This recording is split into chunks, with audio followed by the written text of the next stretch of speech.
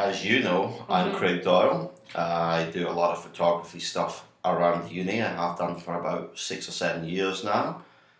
That's how I know Taylor Yep. and most of the women's football team. And pretty much everyone in town these days, because everyone I knew before that's already graduated. Yeah. For those who don't know, I did actually study here. I do have a degree from here, Yeah. which is something I was asked recently, which surprised me. Other than that, I work in project controls, which I'm sure I'll have to explain at some point later. Yeah. And I'm probably one of the few people that you have interviewed that is from Scotland. Yeah. My roommate is, but that hasn't been posted yet. But where in Scotland are you from? About 20 minutes from here, down the coast. Okay. So it's a little town called Leven. Mm-hmm. Grew up there, and then I came here, and before I sort of ventured away a few other places and came back. So you've been like around the area for most of your life? Yeah, in and out of the area. Work in this area is minimal for what I actually do, so I do have to leave when I take on contracts, but once the contracts are finished, I do tend to come back to this area. Yeah. Happens to be because you enjoy it, or just because I enjoy it, but I've got family here. I've got a few friends still here, although less every year because they kind of get forced out of the area due to lack of work opportunities. But yeah, can you see yourself living anywhere else? Absolutely. Where would it be? It could be anywhere. It just happens to be one of those things that work tends to be in either remote locations or big city locations. So I've kind of ventured Edinburgh, Aberdeen, not managed to get myself out of the country. I'm still waiting on that gig in the Bahamas or something like that. Aren't we all? Absolutely. But I don't mind as long as it works, the contract's steady and it pays what it should pay, then I don't really mind wearing a hand in the hat. Well, that's good. Going back to like growing up, what was it like growing up where you did? And like what's your earliest memory? It's actually very different to it is now. I mean, just in the time frame when I grew up, when I'm 31, I was born in 1986. So I was growing up in the early 90s, and there wasn't the sort of internet wasn't a big thing. Yeah. People weren't as safety conscious. You never heard of things like people getting abducted, paedophiles, and all these horrible things that you hear of in the news now. So as a kid in Fife, you generally from like 4 years old, you were allowed to run around the streets with your mates, kicking a ball, playing hide and seek, all those sort of things. I mean, I had mates that lived 3 and 4 streets away, and my parents wouldn't even bat an eyelid at the idea of just letting us walking in between the houses because everyone sort of knew everyone. Certainly in our street, and then my friends' parents would know everyone in their street, so everyone sort of knew whose kids they were and stuff. So growing up was pretty good. I mean, you don't have all these electronic distractions like you did now, so everyone was kind of out on bikes or playing football, those sort of things. Earliest memory would be, I think I was about 2 years old. I remember I remember getting taken to this caravan in Great Yarmouth, which is down England, and my grandparents were there, and I can remember being inside the caravan and my granddad getting attacked by geese, which is terrifying first experience, but I can still remember looking outside and seeing the geese, and it was just like, it's a bit of a haze, it's not a full memory, but I can remember that, and it's a story that never fails to come up at Christmas, etc. Did he survive? He survived that, yeah, as absolutely. Long as that, It was just like one of those crazy things, How do you think growing up where you did shaped who you are as a person? Difficult question, because growing up where I did is not a great area. Technically, I think I found out that I went to the third worst school in Scotland. Really? So the actual worst school in Scotland was just down the road from that. So not the best area to grow up in. It's probably what you would call an underprivileged area in general. So you can imagine there's not a lot of kids coming out of school going on to university, better things. It's quite low percentage. So to be able to stick in and get to where I was, to actually come here to St Andrews to study, was quite an achievement at the time. At the same time, though, growing up in that kind of environment, I think, and at that time, you become a lot more streetwise than people are now. Just simply because you were allowed out to play and you kind of got to learn and grow up on your own sort of thing. Whereas a lot of kids now, they can't get out the gate just simply because of how the world is now. So the area I grew up in did certainly help me coming here. I mean, I came here and everyone seemed to be sort of from good areas or rich kids and stuff. It still had that kind of stereotype? The stereotype is still here then. Like, you had your Americans, you had your Asians, you had your, people from all over the world, Africa, then you had all your sort of posh English people, and then there's this handful of people who've come from the streets of Scotland sort of thing. Who, just the 1 and 2 you find every now and again. Yeah, I mean, it quickly gets your reputation as being someone not to mess around with, but maybe a little unfairly as well. The stereotype from this place doesn't change. That's funny. I mean, kind of. I think because a lot of the question I ask most people, and most people I've interviewed have been current students. They say something they dislike about it is that kind of the breakdown of who actually goes to St. Andrews. Yeah, and the fact that it's not changing. It's not changing, and I think there's motions in place within the university to try and get more diversity here, but it's not always easy because of the cost of coming here, for you guys in particular. But even from the Scottish perspective, sometimes universities' courses are targeted at a particular audience, and your average person just doesn't fit into that mold. Yeah. Are you an only child? No, I'm not. Oh, how many siblings do you have? I have one younger brother. Oh, okay. So he's 6 years younger than I am. He never went to university, actually. He's apprentice quality engineer up in Dice, which is just north of Aberdeen. So it's about 15 minutes north of Aberdeen City. Similar.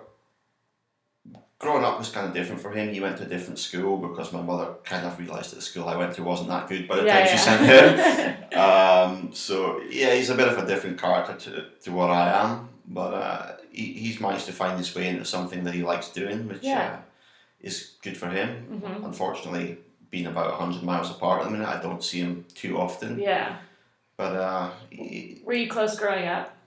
Not so much. It just happened to be 6-year age gap meant that by the time I finished school, he was starting that school and didn't have that sort of closeness in the age gap that I know a few of my friends have got brothers who are 2 or 3 years younger and they're a little bit closer because they've played football together or they've gone to school together, etc. Whereas I didn't quite have that due to the age gap. But we're okay. It's not like there's any friction between us or anything, but it's just naturally with age. Yeah, he's just a little bit younger, and at the minute he's probably into playing FIFA, drinking and partying, and kind of a little bit older and a little bit. So you don't play FIFA anymore, but you drink. Yeah, exactly. That's exactly what it is, isn't it? What kind of older brother are you then? Were you protective at all, or was it more just kind of is it a brothers thing where you just let each other be, or? There's always a protective thing. If some other kid's bothering him, then you can, go do something about it, sort of thing. But at the same time, there's the sort of when you're on your own sort of thing, you wrestle and fight and squabble over everything. So that's just part of growing up, is having a brother. Sharing's not the easiest thing. With him being the younger brother, he always wants the things that you've got, and you're not always so keen to give him them. But that changes. The dynamic changes as you grow up and you mature. And these days, it's quite similar. These days, you got to if you're in the same house, you got to hoard your sort of deodorants and your aftershaves and stuff, or they all just disappear because you've spent money on them, and for him, it's a freebie. But what kind of do you want to talk a bit about your parents and what were they like as parents growing up? Or do they still live in the area? Yeah, well, it's my father. He works sort of high up in the oil industry. Oh wow. So he's often away with work. He's on a big project up in Aberdeen actually. So he's with my brother at the moment. But yeah, growing up, they were good. Like my father worked locally, my mother worked part-time, so there was always someone there. Like people were in the house at night and stuff, family meals, etc. Obviously, a very working class family. My father came from not having money, sort of worked his way up, and similar with his brother. My uncle was a similar situation. If you want to go deeper into that, my grandparents on that side were, my grandfather worked in the ironworks, etc. Very, very working class British, which was, most people for that time period. So my parents kind of grew up with the mentality of spending what you earn and, working for money, etc. So yeah, they were absolutely good, and they were very supportive all the way through school and in helping me to get into St Andrews. And through St Andrews, they did their best to support me through that as well. Do you think you're quite similar to them, or do you see yourself as quite different to your parents, or one parent or the other? I'm probably more similar to my father, actually. We have that annoying thing where if you're going to do something, you got to do it right. And you got to put the sort of 100% effort in, or there's not any point in doing it. But sometimes that gives us a little bit of conflict of interest as well. When he expects something done one way and I think it's done the other way, etc. But it's. I think we all share similarities from our parents. I think we all learn values from our parents as well. As you're growing up, they instill those values in you, and that's kind of how you live your life, sort of thing. What kind of values are those for you? Integrity. I strongly believe in integrity. Just being a man of your word, if you say you're going to do something, then go and do it. I mean, even when you've got reservations, if you've committed to doing something, then commit to it fully. Honesty, hugely important to me. I deal with a lot of people who struggle with honesty or telling the full story. Sometimes, you get 90% of the story and you find out that 10% is not quite what you thought it was. But and maybe something I didn't learn from my parents was transparency, is not holding things back, not hiding things, being very upfront, being very clear when you're presenting something. So as I said, I did learn a lot from my parents as I was growing up, and tried to hold on to those values as well as develop other ones, Because my father, I'll admit, my father's not a great communicator. Conveying emotions and talking about what's going on. Didn't really get a great understanding from him or relationship with him on that front until I was maybe in my 20s. Where we were sort of talking more man to man, and he felt more comfortable with that. Prior to that, I can't really remember him like opening up too often, so that was something that wasn't instilled into me until I was a bit older, and until I understood the importance of that. So it was, again, going back to the parents, it's something you learn or you don't learn from the parents, depending on what they're teaching. Yeah, that's true. So you said you kind of grew up going to a school that was not necessarily the best, and yet you kind of defied the odds, if you will. Third worst. Third worst.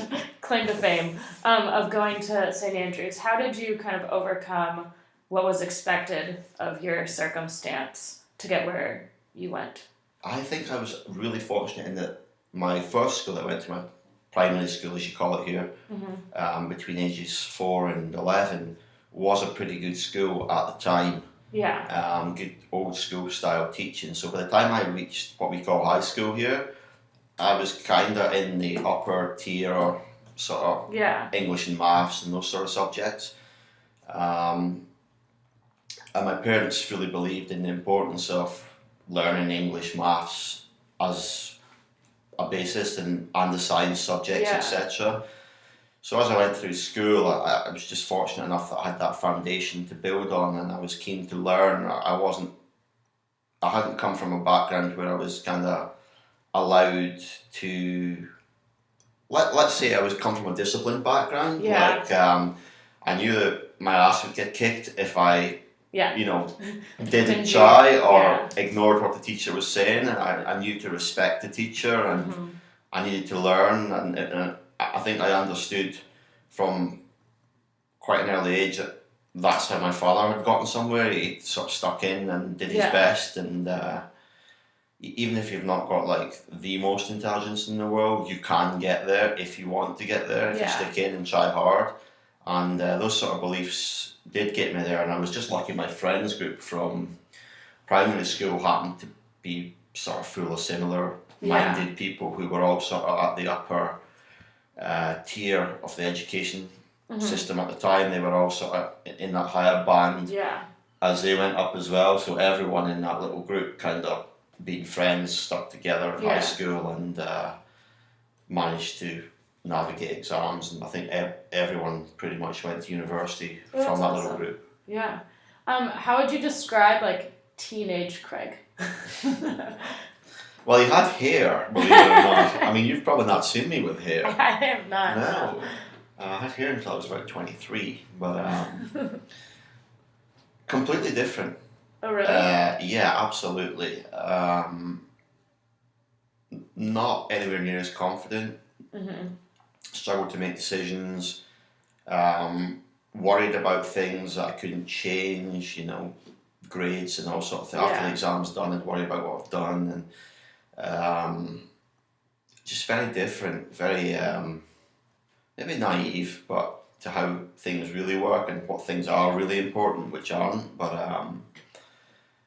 I was a good studier, and I was a good learner, and I was very well applied to things, but not as free and easy speaking as I am now. I wouldn't want to argue with people, try to avoid conflict. Just didn't have the confidence for a lot of things. Yeah. You know, that changed a little bit. I think coming to university does change that. Was it university, do you think, that? It's a variety of different things. Just once you come out of that school bubble, I think you just come into this place where the responsibility becomes on you. So you're not got someone chasing you for things. Suddenly you've got to be proactive and do things. Yeah. And I think you very quickly learn to switch from one to the other, or you don't succeed. Yeah. But you know, there've been other crazy things that do apply. Even the hair thing does apply to it. Like, you know, I think like if I was 18 and I thought I was going to go bald, I thought that would have been a disaster. Yeah. But like when you're 23 and you've already cut it off, and you look in the mirror and you're like, this isn't great. But then the next day you look in the mirror and you think, no, this is fine. Yeah. I can do this. And you know, that sort of thing. Like, you get people comment on it, but again, I would go back to if I was 18 and people had been commenting like that, I'd have been like worried about it, and it'd been bothering me all the time and stuff, and I was listening to what other people. I was too concerned what other people were thinking, and now it's like I don't mind other people can think what they like. Yeah. They can worry about, but the chances are they're probably worrying about, you know, what I'm thinking of them just as much. Yeah, so or themselves. Why should I worry about what other people think? As long as I'm happy and I'm confident and I feel that I'm respecting my own values, then life is good. Yeah, that's very true. What, like, going back to university, I guess, what did you study? And then kind of how would you describe your time at St. Andrews? How did you fit into St. Andrews? What did you like about it? What did you dislike? So initially I came to study computer science, which lasted about a year because I couldn't see a future coming out of computer science because there was too many people getting involved in that sort of field at the time, and I kind of thought, where am I going to go with this? Which is a little funny to think about nowadays because it's like yeah, absolutely. Yeah. But I didn't see where it was going to go at the time, so fortunately in first year here, I don't know about your experience, but they made you take about 3 subjects or something like that. They definitely give you like the wiggle room to kind of decide what you want to do. So you can switch out if you need to. Yeah, I did for mine too. So like when I first arrived here in first year, I must have taken about 8 subjects before I settled on the 3 that I actually wanted to do. So I did computer science, I did mathematics, and I did physics. And by the end of first year, I kind of realised that I was just going to do maths. Yeah. And I settled on maths and stuck with maths. Mm-hmm. And that was something I was relatively good at. Probably could have done better at in hindsight. I chose a few modules that I really shouldn't have chosen at the time. I'm sure we've all done that. We've all done that and thought, oh my god, why have I done that? Kind of screw yourself over. Yeah, but no, it was fine. I had a small group of friends here, and uni was different when I came here to what you experienced. Yeah. How so? You guys have come here, and the football club's got 6 men's teams, 3 women's teams. Yeah. Anybody could pretty much play on the football club at 100%. some level. Yeah. When I came here, the football club had 3 men's teams and a women's team. And there wasn't that, like, flexibility to get on the team. If you weren't good enough, you just didn't get on the team. It was pretty much the same throughout the whole of the sports thing. If you weren't good enough at a sport, you weren't on the team. So Sunday League was like massive. Oh really? Oh, I bet. Yeah. So when I was here, there were like 40 teams in Sunday League. There were 4 leagues of 10. So I had my friends. Yeah. We played a bit of Sunday League and all that sort of stuff. Mm-hmm. Pretty small group of friends. Some of them were quite interesting. I do remember a Serbian gentleman on my course called Branko. He used to get this weekly allowance from his parents. They traded in commodities, iron and steel and all these sorts of things. And I remember being out with him one night. He was phoning up his dad to get some more money on his allowance because he was out for his week. Yeah. He's like, Dad, you know that weekly allowance, that £2,000 I get? Weekly? Weekly. Oh, no. I think I need another 500 to get me through the weekend. Not a problem. How do you even spend that amount of money? Well, Amazon was a big thing back then. eBay. But even still, what do you mean? Clothes shopping. He used to design their clothes. He used to eat out every night. He didn't cook. He couldn't cook. No. So yeah, good friend to have though. Yeah, but there's so many interesting characters you meet here that are just like. Well, cause I know people like that. I feel like they come out of a book, It's like. Yeah. Oh my goodness. But yeah, I had a few friends. I had a few like Scottish friends as well. But most of my friends were sort of similar to you. They stuck in really hard and they achieved what they wanted to achieve. And to be honest, it's been 10 years now since I graduated. Mm-hmm.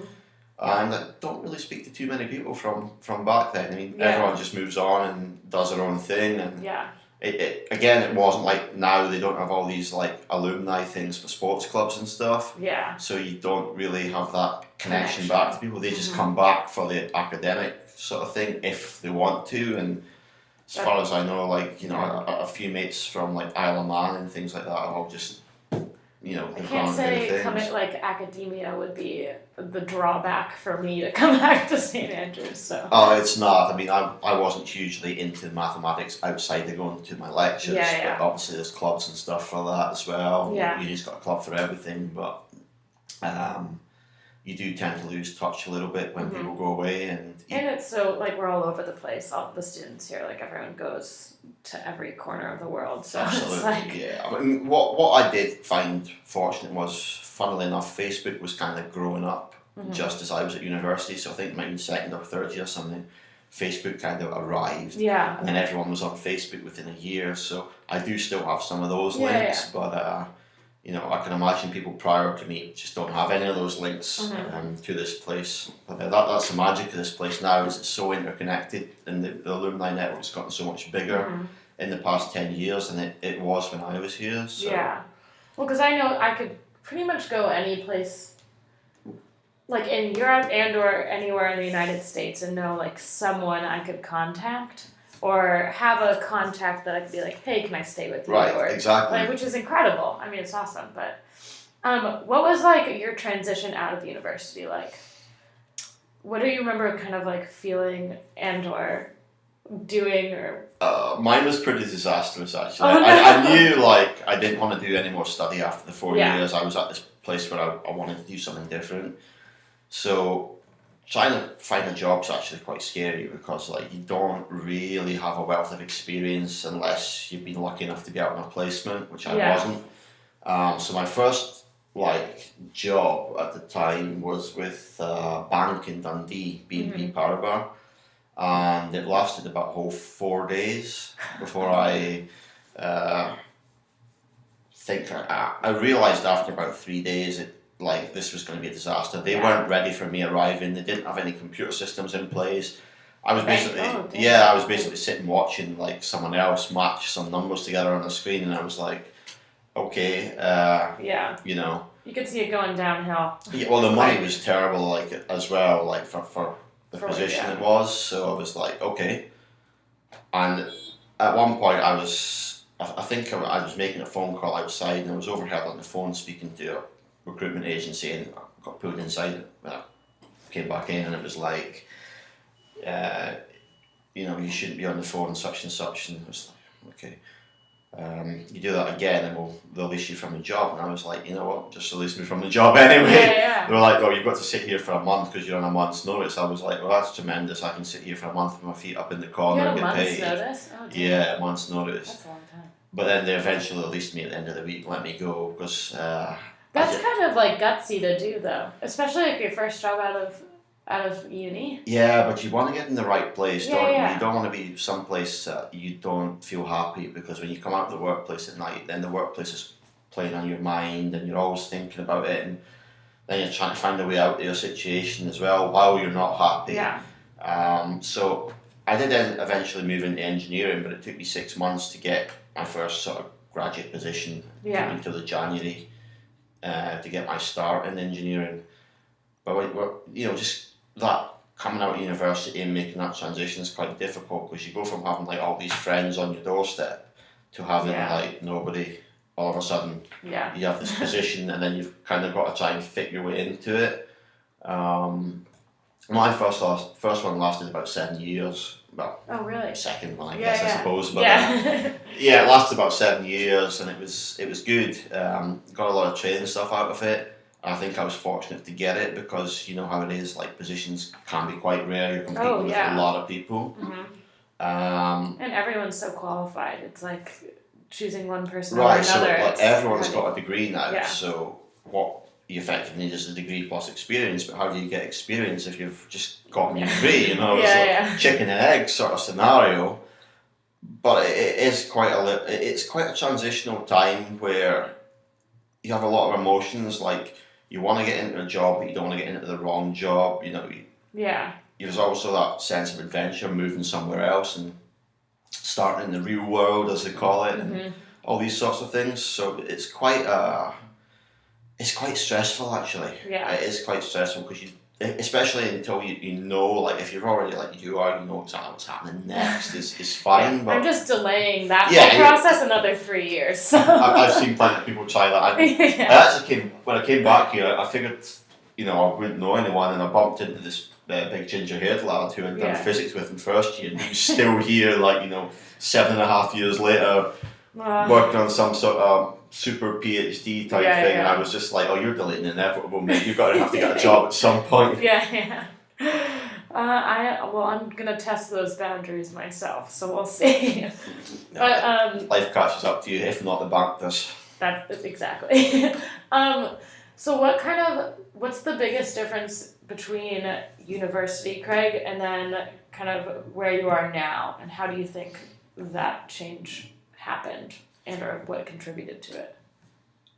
In terms of like life, you have everything while you're at university, but sometimes you don't realise it. You have all these social groups and this structure to life where you're going to learn so much, do exams, learn some more, do exams. And then you have this network of friends around you, and you have all these clubs you can join, and fantastic sports clubs and stuff here. When you come out of that, you don't have that. The sort of the sports clubs are, you have to go to clubs and join. Yeah. And they're not there for you. It's kind of like you've got to find one and join in. And it's everything, just like the whole structure that's there for you. You don't realise how big and how well built it is for everyone to fit in, because literally at this university there's a club for everyone. There should be nobody. How much you rely on the structure. Right. Yeah. And when you come out, you've got to go and force your way into that. I mean, if you want to play football, you've got to go and find yourself a team again. Whereas it's not like here where there is a team and you just turn up and there's already trials and stuff arranged at certain times. None of that's there. You've got to actually force your way in. You've got to go and make more friends, Otherwise, you sort of turn up in the city and you don't know anyone, sort of thing. Yeah. From the working aspect, it's quite similar. You still have the structure usually. Certainly, if you know, the way I do things, I have contracts. Usually I'm in, 8 till 5 or 8 till 6, whatever. Most days working on contracts, so kind of similar to the learning aspect of things here, but it is different. Yeah. It's not quite as social, it's not quite as fun, and there's not that support network to catch you when things aren't going great. But I think after about 6 months, you start to transition over and you start to get used to things again and how things actually do work in the real world. What don't you miss about university? What do you like better about? Have money in my pocket. Yep. Yeah, I can afford to buy things. Yeah. I don't have to think about, will I be eating this week if I buy this or whatever. Yeah. I also don't miss the fact that it's probably just related to this university, is it's quite insular. Yeah. The community's relatively small, 4 or 5 streets, and you see everyone. You can't go to Tesco's and not see someone that you It's true. Yeah. recognise. Getting out there, there's just more people and there's more things you can do, and a bit more discovery. You find out a little bit more about yourself as well as you come out of this sort of insular community into a bigger sort of badder world, I guess. Yeah. How did you get into photography then? Where did that come from? Chance. About must be about 10 years back now, I decided I wanted to take some pictures because basically everything in the world is copyrighted. You can't do anything with anyone else's pictures because they belong to someone else. So I thought, okay, I'll take my own. So not really researching it and stuff, I just went and bought a camera. Yeah. Sort of standard. Do you remember what kind of camera it was? Yeah, it was a Canon 450D. I had the kit lens and stuff, but I never really looked into why there were different lenses or anything. Yeah. So, to be honest, I was a bit disenchanted with it. I wasn't hugely enthusiastic about what could be done with it. I thought it was vastly overrated. So I kind of shelved it for about a year. Yeah. And just by chance, I was sort of reading up on it, and then I decided, okay, I'm going to buy another lens. So I spent £1,000 on a lens, and I took that lens down to some tennis event. It might have been Wimbledon actually. Oh really? And I can remember taking like 400 pictures and having 399 awful pictures, but one good picture. Yeah. And then somewhere in my head, because of the way I think, it's like, okay, how did I get this one good picture and all these awful ones? Yeah. So I brought the lens up here because there was a men's football match on the pitches up here. Yeah. And I took a few snaps and I ended up getting a good snap of one of the alumni guys who comes back quite regularly. And I think it took the interest of Alan Gartshaw along at the university, the strength and conditioning manager at the time.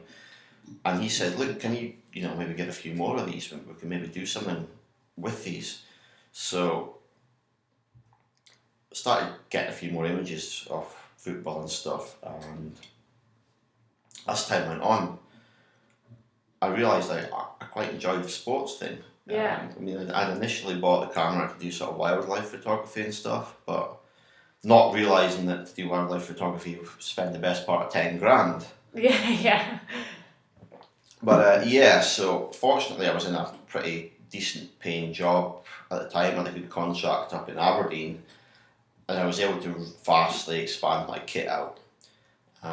2012 I got invited to photograph the French Open tennis by an agency. So I went over to Paris for a couple of weeks to photograph Roger Federer, Rafael Nadal. That's incredible. Serena Williams, Sharapova, all these people. Yeah. And from there, I could have probably launched into that full time, but I wasn't making the same kind of money as I was my other work, so I decided not to. But I kept expanding my kit and stuff, and I started bringing. It's amazing how quickly you learn. I went there to the French Open thinking I was pretty good, I can do this. And the first day I was sitting in the press room, and this American woman sitting next to me, older woman, she's been doing it 30 years or something. And I'm looking at her pictures and I'm just like, seriously? How are you doing this? So kind of like from an hour on and off just kind of looking at the pictures. I thought, okay, tomorrow I'm going to go and see where she's going, what she's doing. Yeah. And like literally overnight, my pictures went from being sort of a 5 out of 10 to being a 7 out of 10 or an 8 out of 10. What was she doing differently? Well, what she was doing brilliantly was, I mean, she had the same equipment I did for the event, but she was cropping the pictures a lot better than I was. Her timing was a lot better because she's done it for so long. You sort of learn, like, this is the timing I need to have, this is the kind of shot that I'm looking for. I don't want to have these sort of things in the background that look distracting. Mm-hmm. So she was like waiting until the players would move so there was no one standing in the background and stuff. So I learned a lot of this overnight, and like by the time I'd finished that, I realised that everything I'd been doing up until then, 75% of it wasn't that good, and 25% by chance happened to be good. Yeah. So I came out of that, and then I came back here and I did quite a lot of stuff like for St Andrews because they didn't have any media type. Yeah, I feel like it's only kind of flourished in the last couple of years. It has. Since they hired Dr. Fergus Knight, it's kind of started to do more. Mm-hmm. But even then, I think like he took over from sort of Alan Gartshaw. Alan and I sort of did a bit of stuff, and he's taken over it full time. So it's starting to get to the stage now where you can start to see exactly what's happening along there. There are pictures of various sports, and there's more reports coming out and stuff going up on the walls, and there's magazine type things, and it's starting to go in the right direction. And I think within the next 2 or 3 years, these guys are going to really get a hold of it. Oh yeah, makes them a lot more impressive out of it than we've ever had before.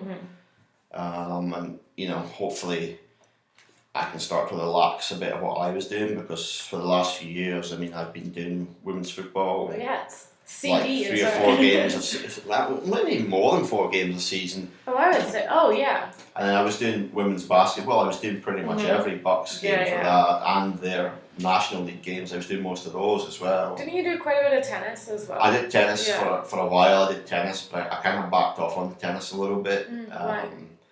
Just the people I knew in the club had all left, and it was kind of like new people come in, and you're like, if you don't make a connection with the new people at the time, then you lose that connection with the club quite quickly.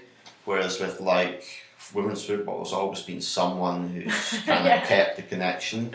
Yeah.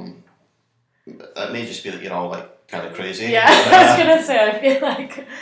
Yeah, that might just be because we're insane, but yeah, like women's whatever it is. Women's football, do you know the story of why I did women's football? No. Were you never told the story? I don't think so, no. So I think it might have been before you even came here, because I remember you coming here, because you started on the second team, didn't you? Then you went straight pretty much up to the first team very quickly. Yeah.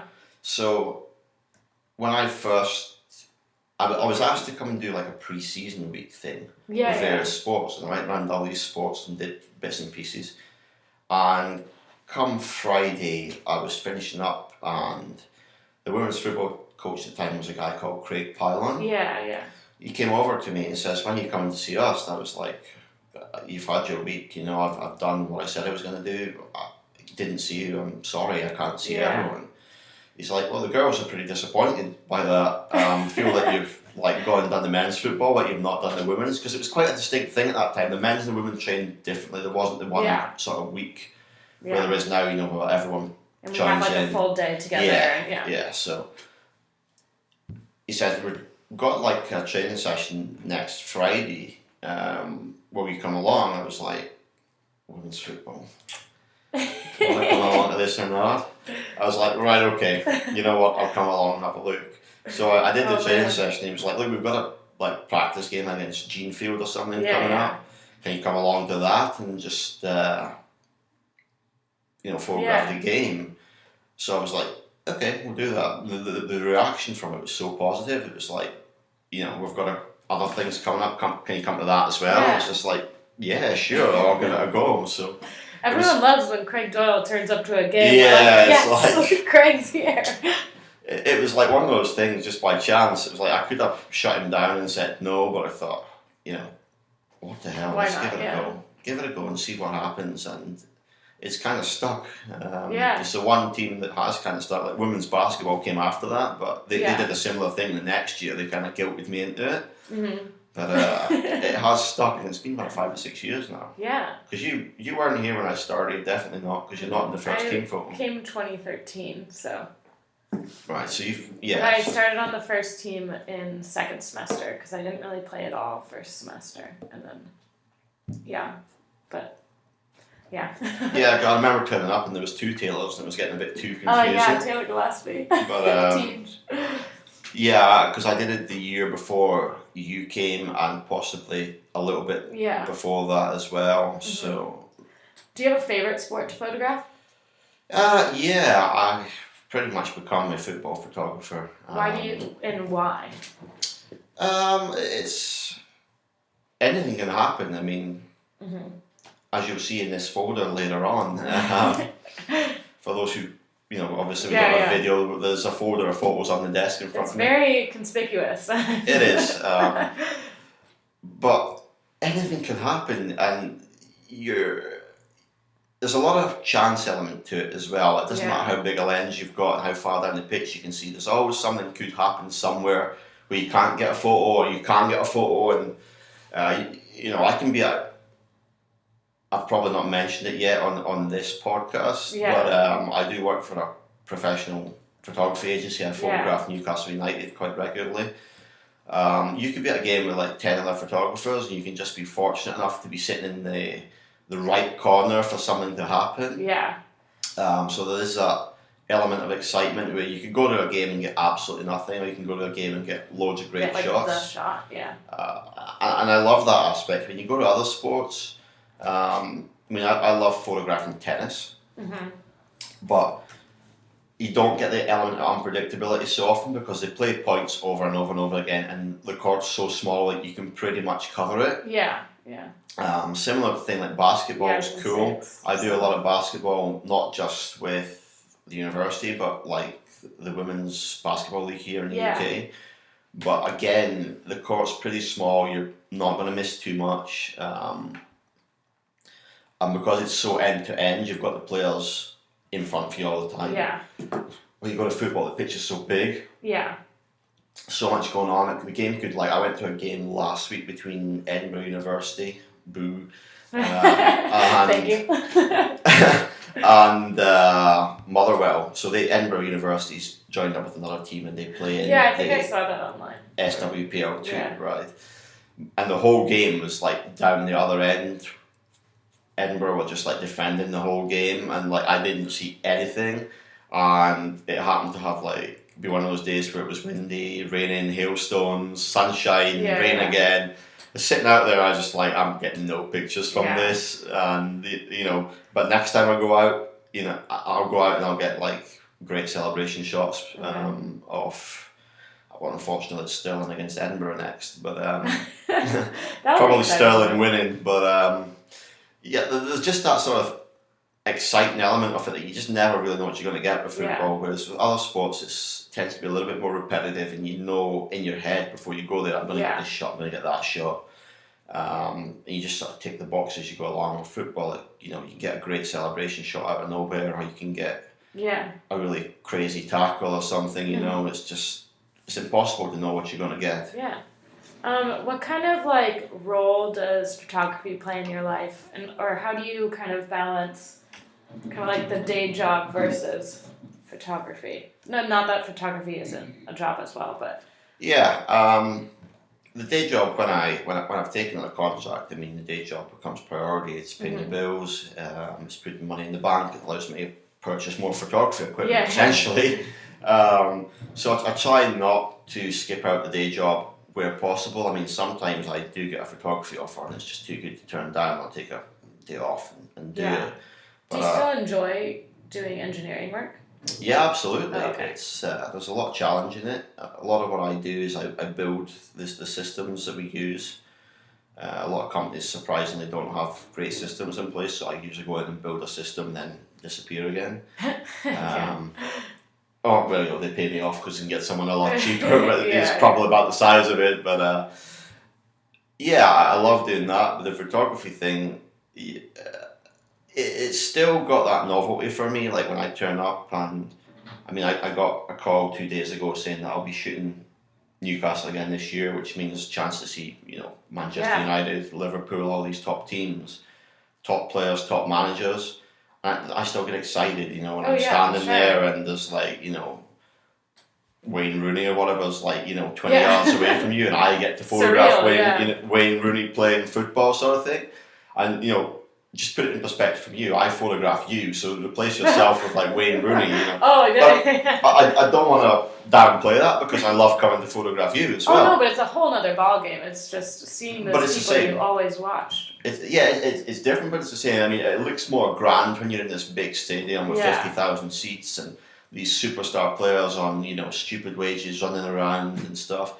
But then I love going down the park to take photos as well because the passion's still there. When you watch people playing, the excitement, the passion, the will to win is still the same. You still get, the best shots are not the action shots. The best shots are the emotion shots where someone scores a goal or whatever and they're celebrating and stuff. And you get that same passion at St Andrews University women's game as you do at a top flight Premier League games, so that's nice. If the passion went out of it, I think I would lose interest a little bit. Yeah.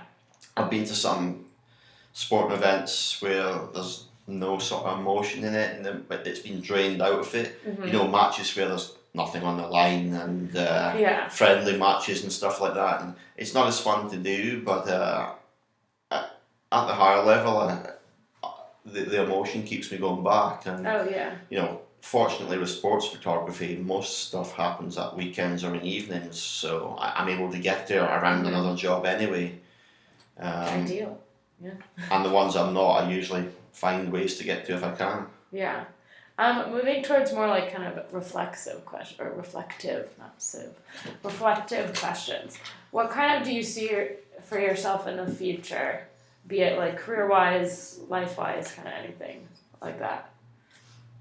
Where do I see myself? Or what do you see for yourself? What do you want to happen? I want to continue with my engineering stuff. I'm looking at the moment for interesting contracts, things that pique my interest. Yeah. I have a desire to go into that role and succeed in that role. In terms of photography, I've just kind of gotten to that level where I want to be at. Yeah. I want to prove that I can hang there with the people who have been there. In my head, I would like to go to a World Cup or an Olympics or something along these lines, just it's another box to tick it, I guess. I mean, there's a few other sort of major sport events I think I would like to get around. That's kind of my sort of short to mid-term goals in terms of career aspirations, in terms of other things in life. Hoping to do some stuff in the property market at some point. Kind of building towards that at the minute. Yeah. Maybe rent a few places out around here to people. It's certainly a lucrative business. It's always a lucrative business. I don't think it's not a bad investment for sure. That's on my sort of list of things that I would like to try my hand at. Yeah. But at the minute, I think I'm heading in the right direction, and I have been for a few years. Yeah. So I'm kind of going to hope to push that on. And I'm not one of those people that's kind of passive about things. I like to be active about making the next step and pursuing things that I'm doing. Otherwise, you just end up stuck in the same place. And I've been there before, and you get stuck in the same place for too long, you sort of lose the passion, you lose the will to do things. So, trying to be active and try to pursue, the dreams and the goals, I guess, like everyone else says. Yeah. Well, I mean, not everyone says that though. So I don't know. I think a lot of people are afraid to maybe pursue things because they don't know if it'll happen. But if you don't pursue it. Well, yeah. I mean, I can do that with the photography. I can relate to that with a story. I mean, I was when I was first applying to agencies, I wrote to 3 or 4 different agencies, I guess. And one of them wrote back and he was like, "No, your pictures are absolutely terrible. I would never hire you. Why would I give you money for these pictures, etc., etc., etc." And I thought, oh, that's quite interesting. I almost wrote back to him with, a nasty response about him being small-time agency, and but I didn't. I actually just took that criticism on board, and I thought, right, okay, let's go and compare it to what people are posting with the big agencies. Why, what's the differences and how can I make the changes? Yeah. And I was able to learn from that a little, and I don't think the door's closed on any of your dreams or goals. It's always like people will put hurdles in your way, and you just got to get around them or over them or whatever it is. I mean, I've been told several times in life that you're not able to do this, you're not able to do that. And you always find a way if you really want to. If that's your passion, you will find a way to do it. And photographing sports, there's probably more chance of being able to play sports than photograph them. Really? Yeah, if you think you go to a game, there's probably 10 photographers, but there's 22 guys on the pitch. Yeah. You probably got a better chance of getting on the pitch. Unfortunately, I'm photographing. There's not as much money in that as there is playing, but I found a way to force my way in. And I think anybody can do that if they want to do that. I mean, if you've got a passion and a desire to do something. That's annoying. Sorry. If you've got a passion to do something and you've a real desire because you want to do this, I think you'll find a way. I think you find ways to overcome all the obstacles. Yeah.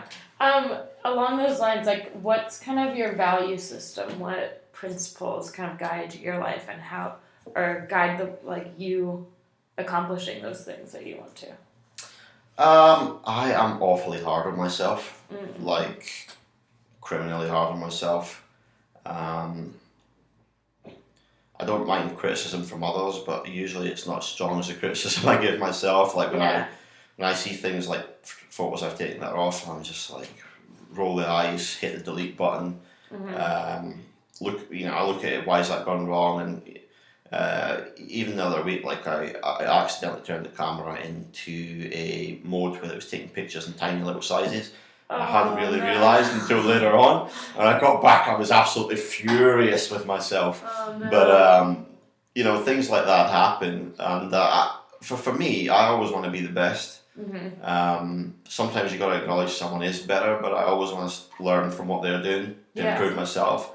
One of the biggest things for me is self-improvement in all aspects of life, not just taking pictures or project controls, just all aspects of life. Try and find ways to improve yourself, what you're doing, just how you live your life. There's always ways to do things better, and I think like if you're not self-improving, then you get stuck in this mediocrity. Yeah, kind of like complacency. And I can relate to that huge because of where I come from. I mean, I know people who, their life is that they go to work, then they go to the pub every night, and then they sit in the pub and complain about lack of opportunities to get out of this place, and it's like, you're not helping yourself. Yeah. People have you got to help yourself.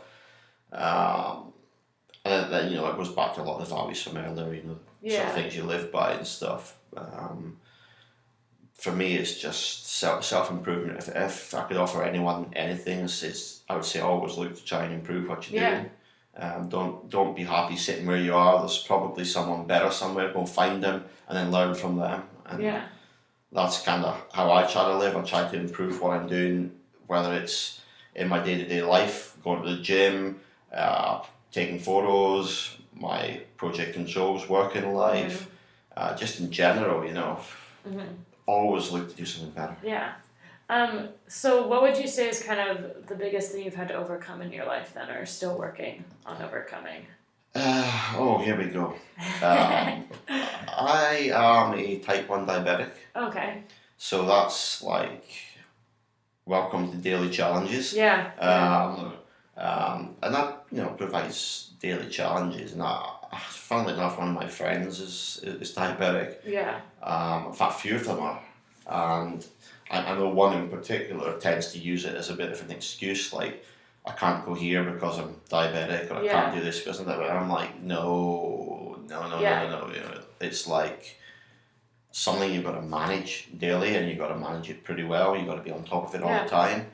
But it's very easy to get into this defeatist mindset, sort of negative spiral of, I'll just blame my diabetes for that because it's an easy way out, and